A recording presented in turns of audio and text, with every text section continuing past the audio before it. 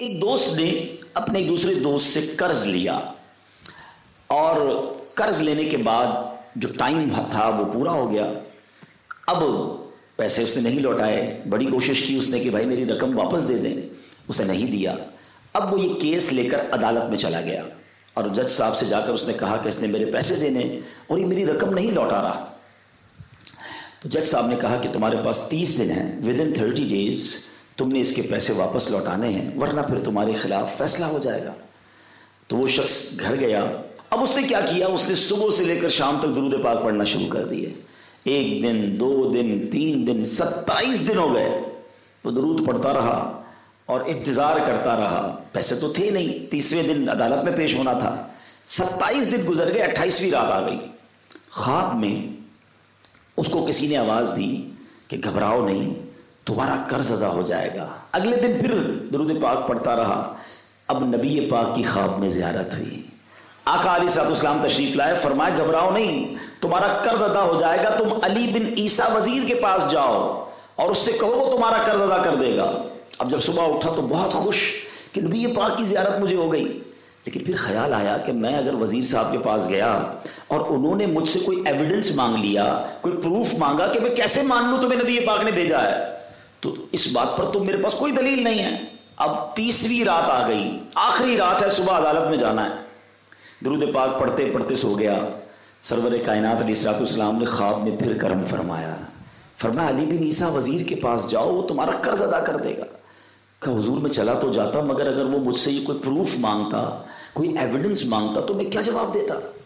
پیارے آقا علیہ السلام نے فرمایا کہ ایسا کرو, اسے یہ کہنا کہ آپ کا ایک راز ہے جو آپ جانتے ہیں اور رب جانتا ہے, اور وہ راز یہ ہے کہ آپ روزانہ فجر کے بعد 5000 بار درود پاک پڑھتے ہیں, اور جب تک درود پاک مکمل نہیں ہوتے آپ کسی سے بات نہیں کرتے. اب جب صبح اٹھا تو بہت مطمئن کہ اب تو دلیل بھی آ گئی ہے. پہنچ گیا صبح علی بن عیسیٰ وزیر کے پاس. اس کا دربار لگا ہوا ہے.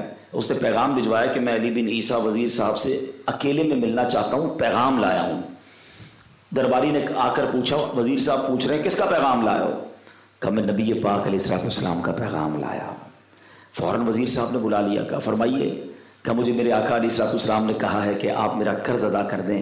میں 3000 دینار کا مقروض ہوں. Today is the last day in the court.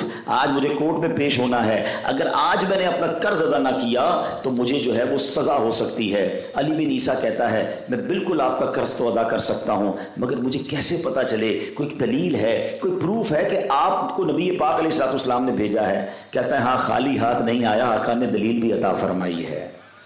اچھا بتائیے کیا دلیل ہے؟ کا دلیل یہ ہے کہ آپ کا ایک راز ہے جو صرف آپ جانتے ہیں اور آپ کا رب جانتا ہے. 5000 ٹائمز ڈیلی آپ درود پاک پڑھتے ہیں فجر کے بعد, اور جب تک یہ درود پورے نہیں ہوتے آپ کسی سے بات نہیں کرتے. آپ ذرا پہلے تھوڑی دیر کے لیے امیجن کریں کہ جو وزیر 5000 بار روز درود پڑھتا ہوگا وہ عاشق رسول کیسا ہوگا. اس کی تو لاٹری نکل آئی نا, وہ تو خوشی سے جھوم اٹھا, کہتا مرحبا یا رسول اللہ, میرے درود پاک قبول ہو گئے, بہت خوش.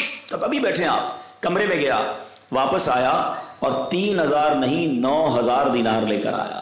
کہتے 3000 تو نبی پاک کا حکم, مرحبا یا رسول اللہ, 3000 اور لیجئے, آپ نے اتنی اچھی خبر مجھے سنائی, اتنا پیارا خواب سنایا, آپ کے قدم میرے گھر تک آئے, اور 3000 مزید لے جائیے, اس سے اپنے بچوں کے لیے کوئی کاروبار شروع کیجئے, اور ایک وعدہ بھی کیجئے, زندگی میں آئندہ جب بھی آپ کو کوئی ضرورت پڑے گی نا, آپ میرے پاس آئیں گے, میں آپ کا بھائی ہوں.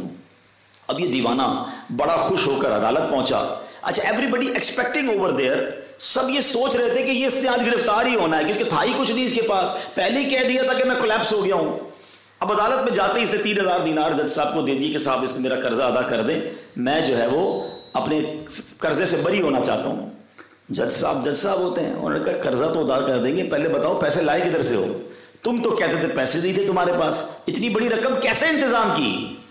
اب بھری عدالت میں گویا اس نے زبان حال سے یہ کہا کہ اتنا دیا سرکار نے مجھ کو, اتنی میری اوقات نہیں, یہ تو کرم ہے ان کا, ورنہ مجھ میں تو ایسی بات نہیں. اب اس نے بھری عدالت میں پورا واقعہ سنایا کہ میں نے تو کچھ نہیں کیا, آقا خواب میں تشریف لائے, میں وزیر صاحب کے پاس گیا, انہوں نے یہ پیسے دیے. سنو اس زمانے کے جج بھی کیسے ہوتے تھے. وہ جج دوران عدالت اپنے کرسی سے اٹھ کر کمرے میں چلا گیا. تھوڑی دیر بعد جج صاحب واپس آئے اور 3000 1000 دینار اس کے ہاتھ میں دیتے ہیں، کیا سارا ثواب علی بن عیسیٰ لے جائے گا؟ میں بھی تو آقا کا امتی ہوں، تمہارا قرضہ میں ادا کرتا ہوں۔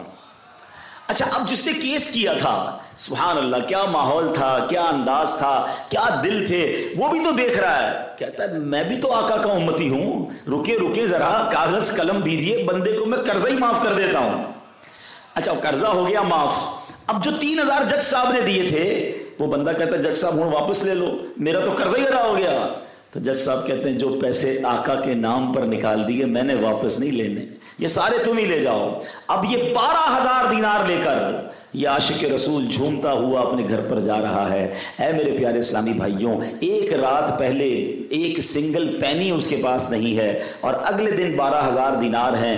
درود پاک وہ وظیفہ ہے جو دل سے پڑھا جائے تو سبحان اللہ، یہ مصیبتوں کو ٹالنے والا وظیفہ ہے، یہ پریشانیوں کو دور کرنے والا وظیفہ ہے۔ اور یہ میں نہیں کہہ رہا، خود سرور کائنات علیہ الصلوۃ والسلام کی حدیث ہے جس کا مضمون ہے کہ جو پریشانیوں میں ہو، جو مصیبتوں میں ہو، اس کو چاہیے کہ مجھ پر درود پڑھے، کہ درود پریشانیوں کو لے جاتا ہے، مصیبتوں کو لے جاتا ہے۔ ایک شاعر نے کیا خوب لکھا ہے، اور واقعی حق لکھا ہے، ہر درد کی دوا ہے صلی علی محمد، ہر درد کی دوا ہے صلی علی محمد، تعویذ ہر بلا ہے صلی علی محمد۔ تو ہمیں چاہیے، خاص طور پہ ربیع الاول کا مہینہ ہے، کثرت سے درود پاک